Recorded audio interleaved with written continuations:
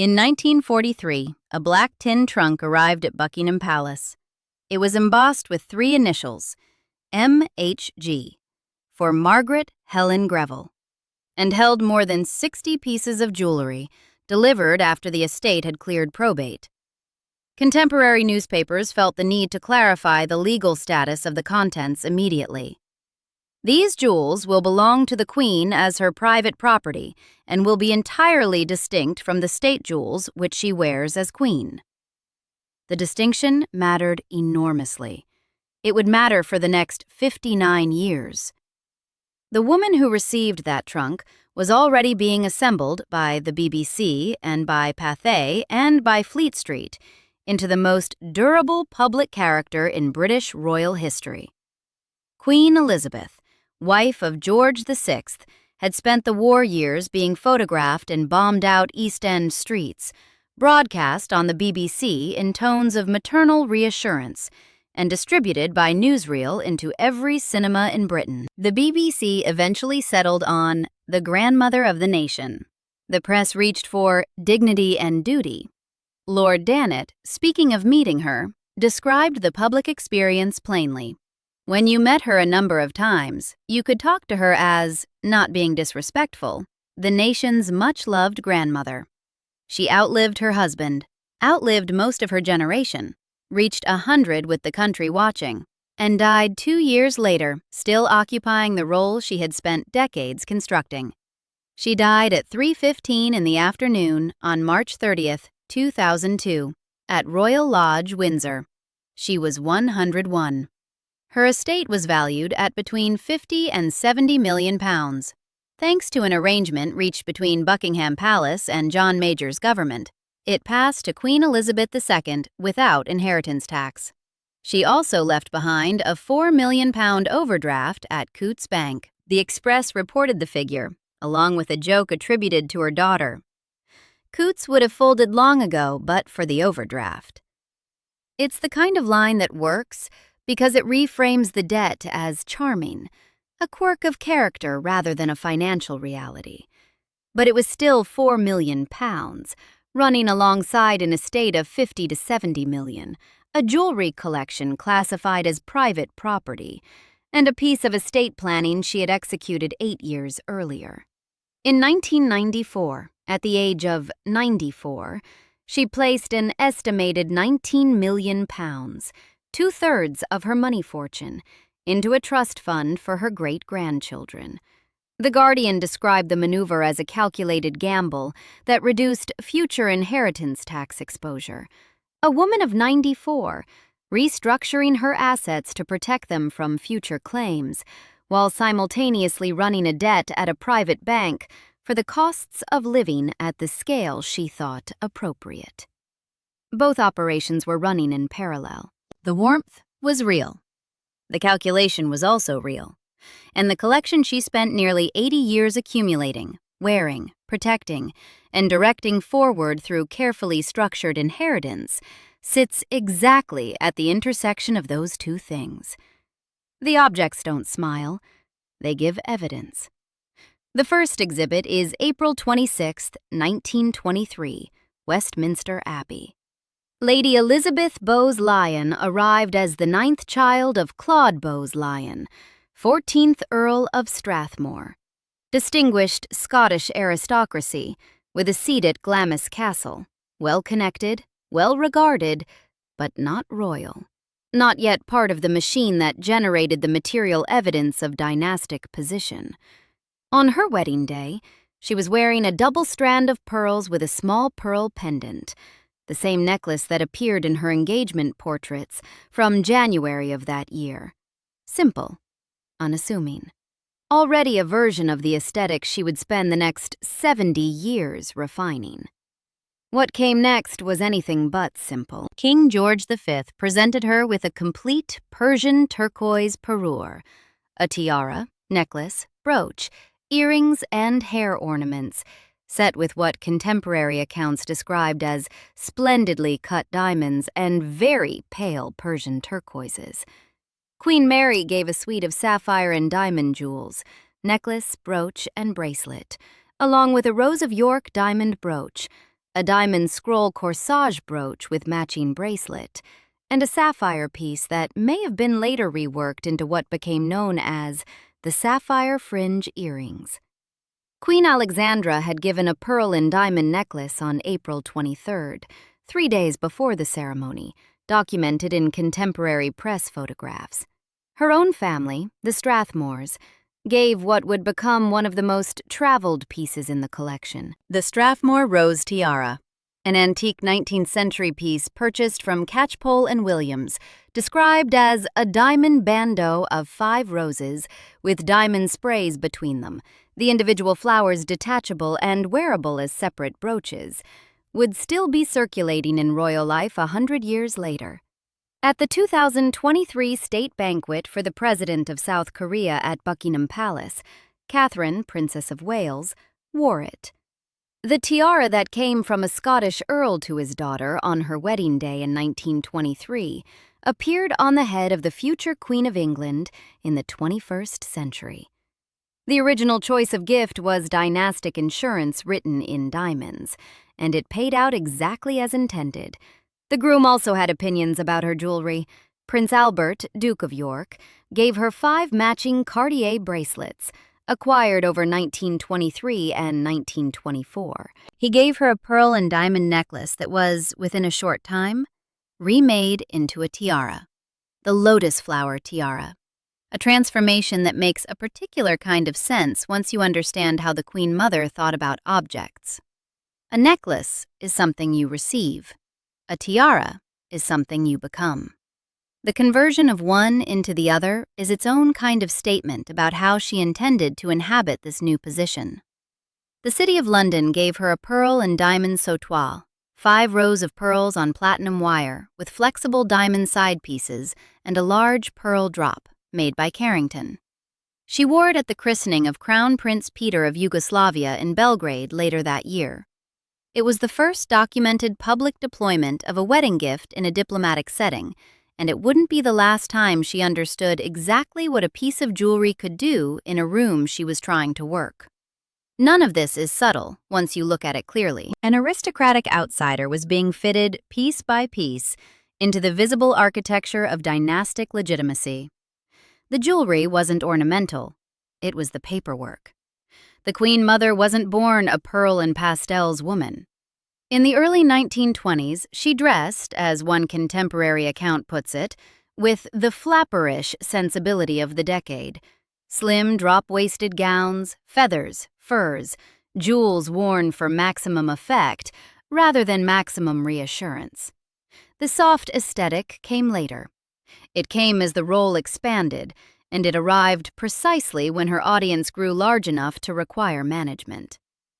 The turning point you can actually document is July 1938, Paris.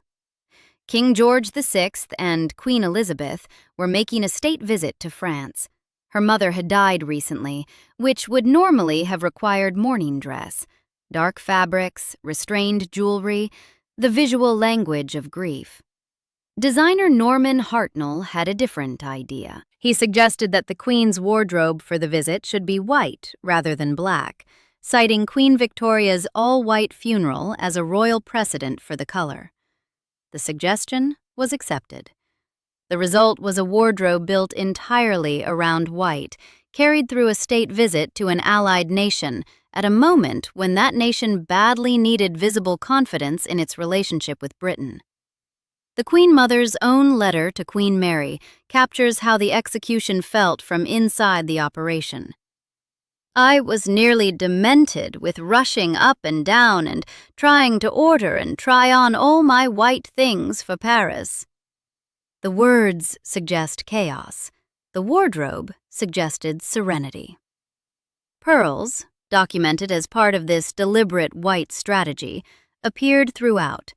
Not because she happened to like pearls that day, because white and pearls, against the backdrop of pre-war anxiety, communicated exactly what was needed: stability, warmth, old-world continuity. She wore pearls on documented occasions so frequently that one jewelry historian's estimate, while acknowledging it can't be precisely quantified, reaches for a striking scale. She was probably photographed wearing them hundreds of times, possibly thousands. That isn't a hobby. That is a signature, managed across decades, deployed in consistent visual registers that accumulated into a recognizable identity. Her brooch collection tells the same story in a more granular way.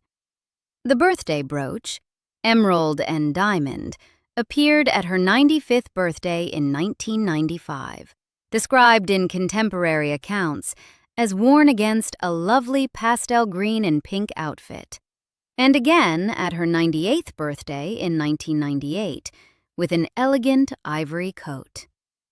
The hibiscus brooch, diamond and rubies, given to her in Australia in 1958, she began wearing immediately. The rose brooch, commissioned by Queen Elizabeth II for her 100th birthday in 2000, she wore continuously until her death 2 years later. These weren't random choices pulled from a case every morning. They were recurring, documented pieces worn in dateable contexts against deliberately chosen color palettes over spans of years. A vocabulary assembled piece by piece until it became the visual equivalent of a voice. Her daughter, Queen Elizabeth II, owned approximately 300 pieces of jewelry, 98 brooches, 46 necklaces, 34 pairs of earrings, 20 tiaras. The breadth was extraordinary, the formality consistent, the range wide. The Queen Mother's approach was almost the opposite, a narrower visual register, repeated across a lifetime, the same pieces returning in the same combinations against the same soft colors, building the same impression year after year. There is no documented account from a dresser or lady-in-waiting explaining that she selected specific pieces for specific strategic reasons on specific occasions. The documentary record doesn't extend that far into the dressing room, but the pattern is consistent enough, across enough decades, to suggest something more than accident. She was described by those studying her public presentation as one of the first royal women to quietly rewrite what clothing and jewelry could communicate, using soft colors, practical hats, and pearls not to dazzle, but to reassure and bolster her subjects. What the record shows is that her early style was different. The shift came with the role. The pearls arrived when the audience got larger. That sequence isn't proof of conscious engineering, but it's evidence worth sitting beside. Now the Greville bequest, and why it's the most revealing thing in the collection. Margaret Helen Greville was born on December 20th, 1863 in Edinburgh. Her father was William McEwen, a Scottish brewing magnate who would later become a member of Parliament. Margaret was, in the plainest terms, illegitimate, and the social world she entered as an adult was one where that fact could close doors permanently. She understood that world precisely and worked it accordingly. She married Ronald Greville, took his name and his social position, and began building the infrastructure of royal adjacency at her Surrey estate, Polesden Lacey. By 1909, King Edward VII was attending her gatherings. She became a board member of McEwen's Brewery, demonstrating a knowledge of business and politics that her society persona deliberately understated. She collected kings the way other women collected porcelain. She did it without title, without royal blood, and without legitimate birth.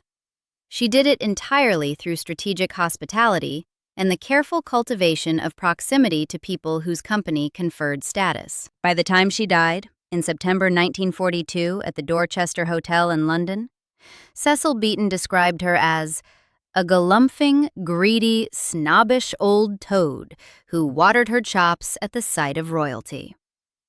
These aren't the descriptions of a woman who was beloved. They are the descriptions of a woman who made people uncomfortable because she was obviously, successfully, and unapologetically operating. She left her jewelry to Queen Elizabeth. All of it. More than 60 pieces. The precise count has never been made public, The full extent of the collection is still unknown. She left £20,000 to Princess Margaret, £12,500 to Queen Ina of Spain, and smaller items to her maid. The jewels went to the woman she had spent decades cultivating as a friend, in a collection that one contemporary characterization described as worth more than everything else combined. The Queen Mother wrote to Queen Mary in October 1942. I must tell you that Mrs. Greville has left me her jewels. She has left them to me with her loving thoughts, dear old thing, and I feel very touched. The warmth of the register, dear old thing, is characteristic. So is what she said about Greville after the bequest was announced, when she described her as so shrewd, so kind, and so amusingly unkind, so sharp, such fun, so naughty. Altogether a real person, a character. Utterly Mrs. Ronald Greville. Shrewd first. That word is doing real work in that sentence. The trunk arrived at Buckingham Palace in 1943, after probate. Black tin, embossed MHG. Inside it, what would become the most socially active collection in modern royal history. The Greville tiara had been designed at Boucheron in Paris in 1921 by the house's chief designer, Lucien Hertz. It was a complete redesign of an earlier diamond tiara from Greville's collection, reworked into a new diadem with a distinctive geometric honeycomb pattern, a Kokoschnik silhouette that one jewelry historian later described as one of the most striking and unusual pieces in the Greville inheritance. She wore it repeatedly for the rest of her life. In 1953, she had Cartier make alterations. Diamond clusters were added, a marquise-shaped diamond was inserted at the center, and the height was increased by rearranging the existing clusters, the newer additions distinguishable from the originals by their different setting style. She reshaped a piece she had been given, made it more imposing, and wore it as her signature tiara for the remaining 49 years of her life. The Greville diamond festoon necklace is its own story. Cartier made it in 1929 as a two-strand piece. Greville returned to Cartier in 1938 and expanded it to 5 strands. By the time it came to Queen Elizabeth, it was one of the most dramatic necklaces in private royal ownership. She wore it paired with the Greville tiara at state occasions. Queen Alexandra's wedding necklace for quieter moments, the festoon for events that required spectacle. The connection to Queen Elizabeth and Margaret Greville is usually described as friendship, and the documentary record does support genuine warmth. Greville had lent the couple her Polesden Lacey estate for their honeymoon, immediately after the 1923 wedding. The very first connection between these two women was Greville giving the future queen a place to begin her married life. The relationship that followed lasted nearly 20 years. But what the record also shows is that both women were operating in a social world where friendship and utility weren't opposites. Greville was an illegitimate brewer's daughter who had made herself indispensable to the royal family. The Queen Mother was a Scottish aristocrat who had married into a position of extraordinary public scrutiny. They were, in important ways, two women who understood the same thing: that position is constructed, that proximity to power is itself a resource, and that objects can outlast the people who hold them. The bequest was classified as private property, not crown jewels. That distinction wasn't semantic. Crown jewels belong to the institution. Private property belongs to the person, and through them to whoever they choose to leave it to. When Queen Elizabeth, the Queen Mother, died in 2002, the Greville collection, along with everything else, passed in its entirety to Queen Elizabeth II. No inheritance tax, by virtue of the deal with John Major's government. No auction, no dispersal. Intact. Queen Mary is a useful figure here, not because she gave the Queen Mother substantial jewelry, though she did, at the 1923 wedding, handing over the sapphire suite and the Rose of York brooch, but because she demonstrates what the dynastic pipeline looks like in operation over time. Queen Mary married the future King George V in 1893 and received 130 pieces of jewelry, including 7 tiaras. She spent the following decades collecting further, acquiring pieces with documented Romanov provenance in transactions that Vanity Fair and other sources acknowledge involved circumstances that, at minimum, made sellers eager to accommodate royal interest. She was described in her own lifetime as someone who had elevated the art of acquiring objects she admired into something between a habit and a system. In 1925, she inherited Queen Alexandra's wedding necklace. She later passed it to the Queen Mother. It became, according to one detailed account of the Queen Mother's jewelry, one of her very favorite pieces, worn constantly throughout the post-war years, paired with the Greville tiara at state banquets. After Queen Elizabeth II inherited it in 2002, she never wore it. Not once in 70 years of reign. One possible explanation is that the piece had become so inseparable from her mother's identity that wearing it would feel, as one account puts it, like stepping into someone else's story. That explanation, whether accurate or not, tells you something about how successfully the Queen Mother had fused herself with certain objects. The necklace belonged to the crown, technically. Emotionally, it still belonged to her. The same was true of the Greville tiara. Queen Elizabeth II never wore it either. When Camilla, Duchess of Cornwall, married Prince Charles in 2005, Queen Elizabeth II loaned her the tiara, not personally bequeathed, loaned, from the monarch to the new member of the family who needed the visual weight of institutional jewelry. Camilla wore it to her first state banquet in March 2006. She has worn it at nearly every major tiara event since. Uganda, 2007. The Greville tiara, with the Greville festoon necklace in all 5 strands. Sri Lanka, 2013. The State Opening of Parliament, 2019. The Commonwealth Heads of Government Gatherings. Of all the pieces from the Greville bequest, the court jeweler's documentation notes that the Greville tiara is probably the piece with the most lasting royal legacy so far.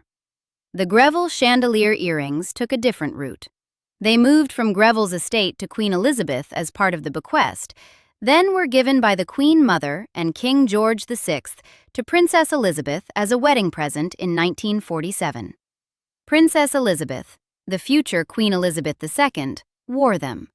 They eventually came to Catherine, Princess of Wales, a single pair of earrings, traveling through 4 owners across 75 years, carrying the Greville provenance forward at every step. In 2025, the Rothschild brooch appeared on Queen Camilla at Royal Ascot.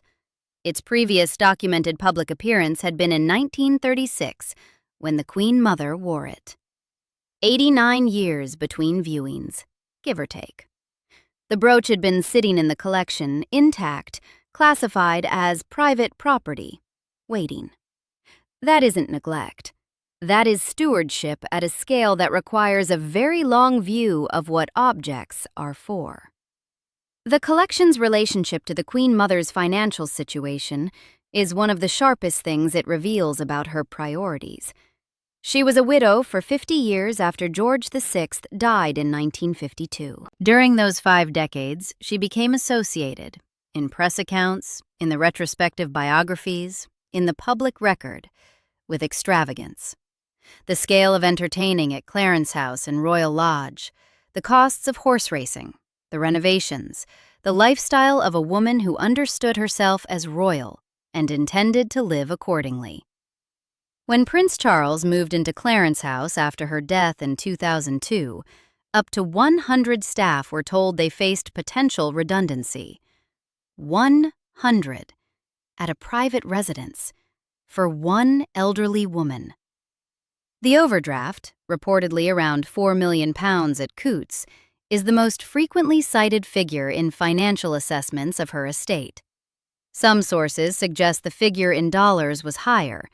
The pound sterling figure appears most consistently across named print sources and will do as the working number. Against an estate valued between 50 and 70 million, 4 million in debt isn't financial ruin, but it's a particular kind of choice to spend in excess of income on consumption, on parties and horses and the costs of being important, while simultaneously executing a trust maneuver at 94 designed to shield £19 million from future tax exposure. The jewelry collection wasn't considered as an asset against the liabilities. It wasn't liquidated, not pawned, not used as security. It passed intact. Princess Margaret's jewelry, by contrast, was sold at auction after her death in February 2002 to cover estate taxes. She died 7 weeks before her mother, and her collection didn't have the benefit of the private property designation or the inheritance tax arrangement that protected the Queen Mother's estate. The contrast is instructive.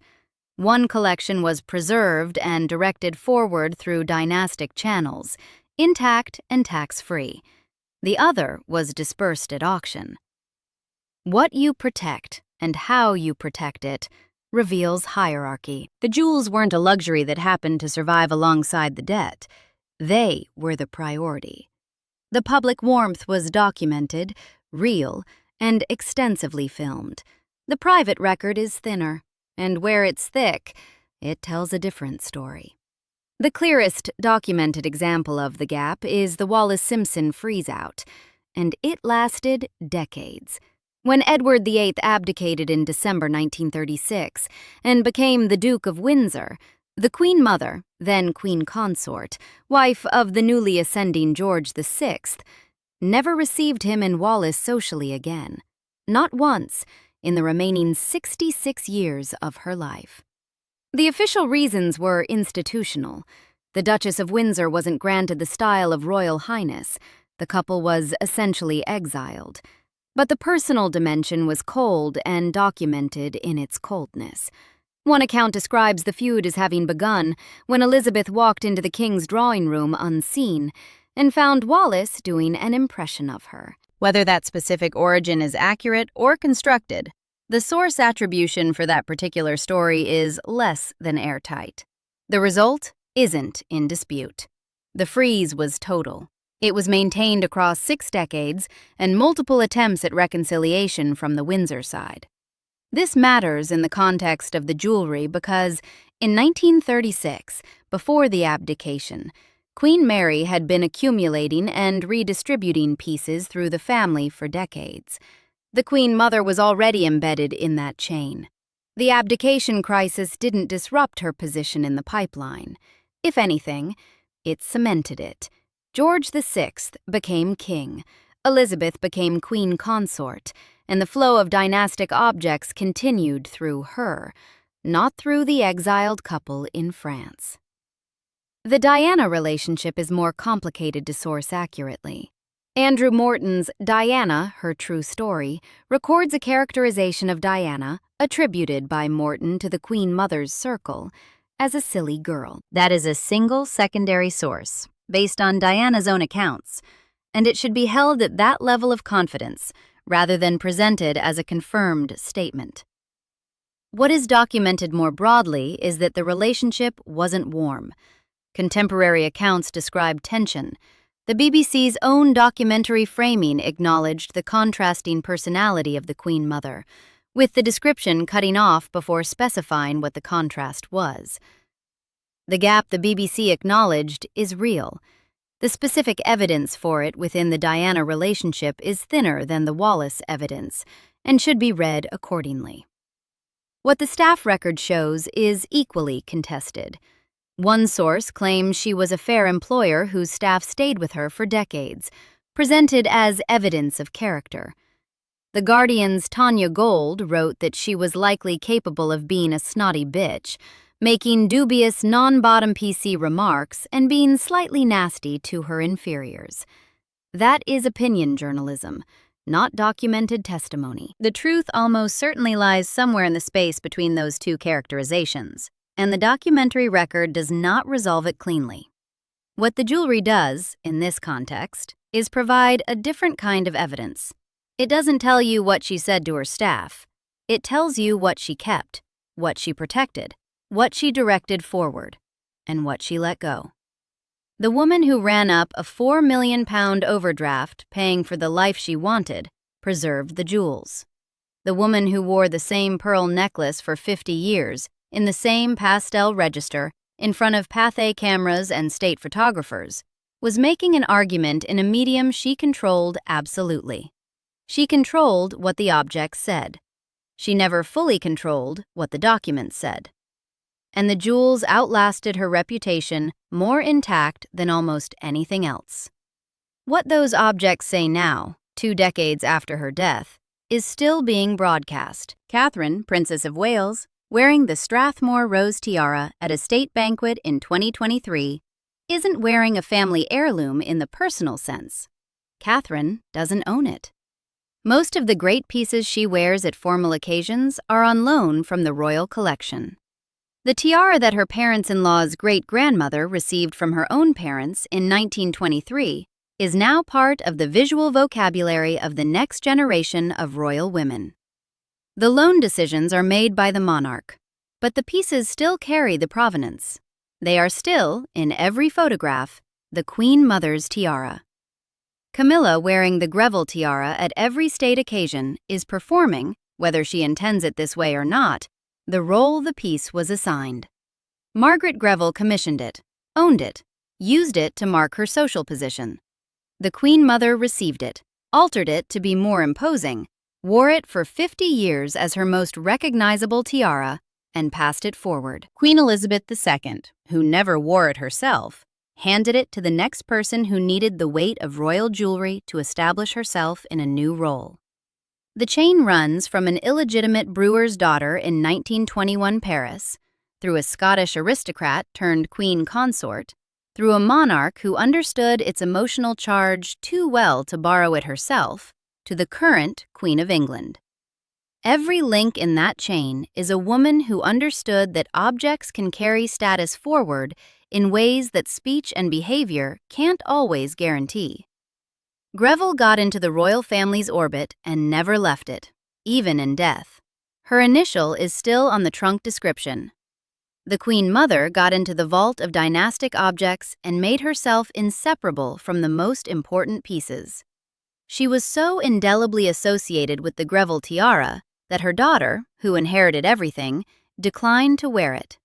That is a kind of power that survives the person. The collection also tells you something about how the Queen Mother thought about the future. Her will, as documented in official sources, left her entire estate to Queen Elizabeth II, not distributed among multiple heirs, not split between daughters, not dispersed, concentrated, given to the one person with the authority and the institutional position to direct it forward through loan decisions and coronation choices. Princess Margaret had received £20,000 in cash from the Greville bequest during the Queen Mother's lifetime. She didn't receive the jewelry.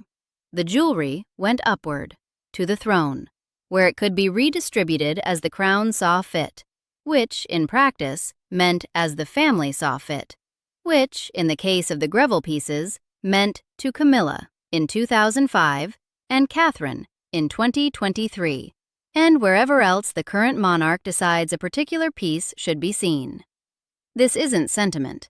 This is architecture. The objects were positioned to continue performing their function, marking status, conferring legitimacy, signaling continuity, long after the woman who assembled them was gone.